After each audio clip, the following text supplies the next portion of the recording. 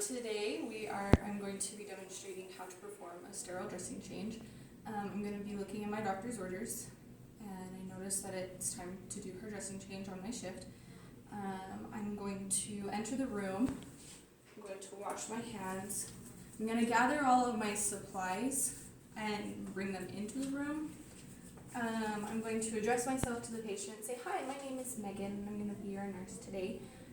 According to Dr. Doolittle's orders, it's time to change your sterile dressing." And so at this point, I would check to make sure that this is my patient. I look, and in fact, it is Miss Sally Sue Johnson, and she is 32 years old, and I asked her to repeat that back to me, and she's able to tell me her birthday. So we've identified her by two means. At this point, I'm going to administer pain medication about 30 minutes before I do the procedure. This is just to aid in her comfort, because wounds are very tender. There's lots of exposed nerve endings, very, very uncomfortable for the patient. So we want to make it as uncomfortable as possible. So we'll administer those, wait the 30 minutes, come back, reevaluate her pain, see how she's doing. At this point, I am going to wash my hands again, and I'm just going to talk her through everything that I'm doing. I'm going to pull back and only expose what I need to expose. Where this is an abdominal wound, I'm going to be very careful just to make sure that everything that I need is exposed, but that she's able to feel like she has some privacy. I'm going to come over, and for this part of the procedure, I'm only going to don just a regular pair of gloves. Put these on. And at this time, I'm just answering any questions that she has, seeing how she's feeling. So what I'm going to do is I'm going to apply just a little bit of pressure just to keep it in place so that it doesn't shift as I'm pulling the tape up. And I'm going to come in and just lift this tape all the way around, like this. And I'm careful not to put too much pressure on the wound because it is an open wound, but still just keeping that dressing stable. So at this point, I'm going to open it like this so that if there were any drainage or anything, she can't see it.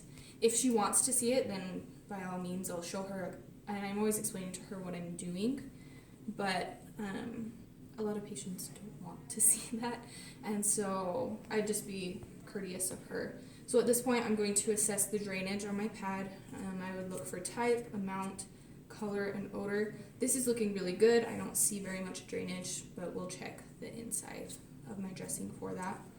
At this point, I'm going to take this and just layer by layer uncovering my dressing.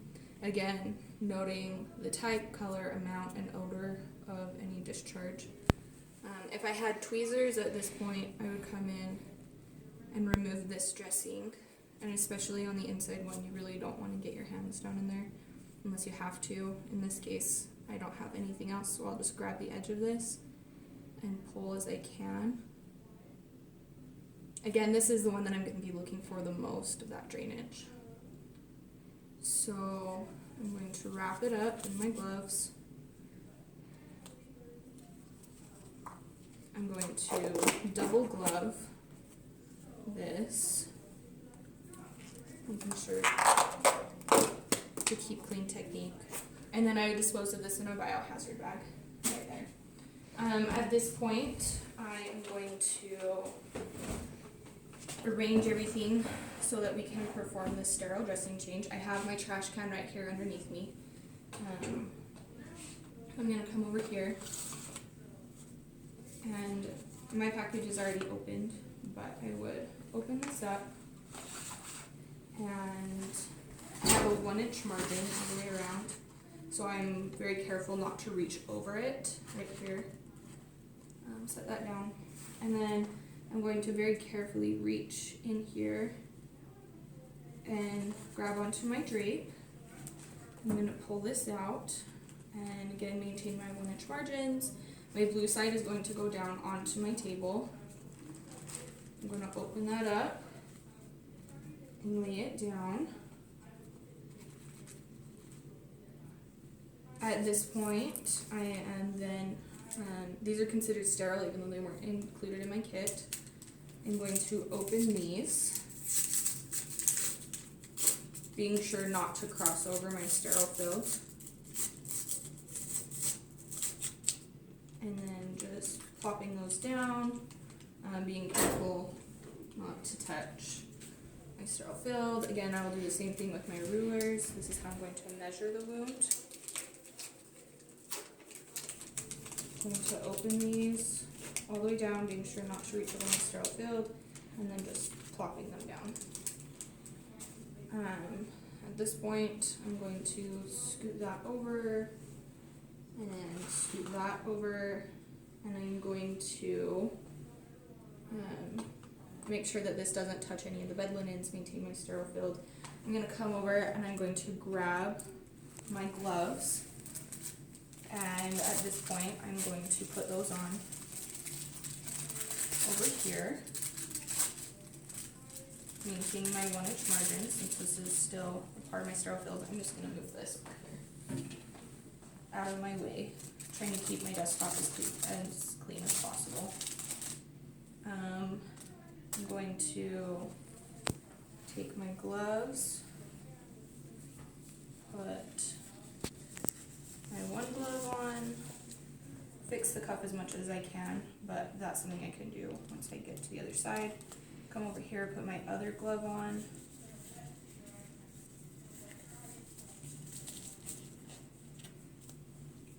If there were any like missed fingers, then I would do that at this time.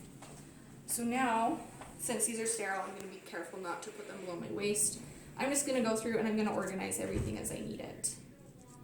So I'm going to put this over here, and I'm going to kind of set my field up so that the things that I need first, I'm going to work outside to in. So I have my normal saline, I have my gauze, I have my tape. This isn't something that we're going to be using at this point. If she were to have a decubitus ulcer, then I would use it. But since that's not something that we're dealing with right now, I'm just going to throw it away just to keep my area clean.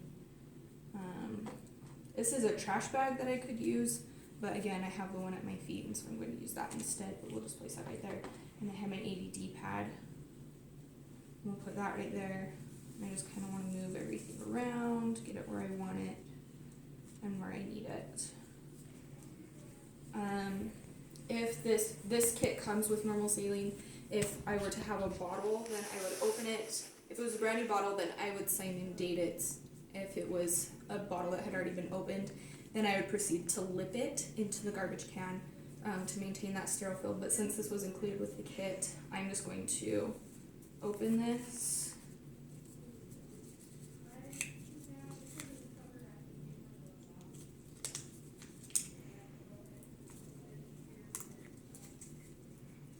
And again, this entire bottle is sterile, so that's why I can do this. I'm going to take this and just dump it in there. And then this, I'm just going to empty into my largest bin right there. Take this, again, out of the way, keeping my hands above my waist. At this point,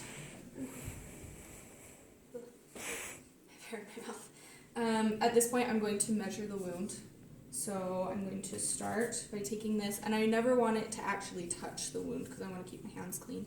So I'm going to come up and I'm going to approximate and say that this is about 13.5 centimeters long and 2 centimeters wide. Again, I'm done with this, going to just throw it away. I'm going to come over and I'm going to use this one to detect the depth of the wound. And so I'm going to come in and I'm going to place it, being careful not to touch the sides. It's about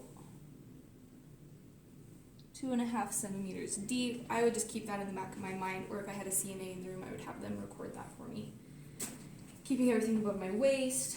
At this point, I could perform an irrigation of the wound, but we're going to assume that I've already done that, and we'll just proceed to repack the wound. So I'm going to take one of my 4x4s. We're going to open this up, and we're going to be performing a wet procedure, or a wet to dry pack today.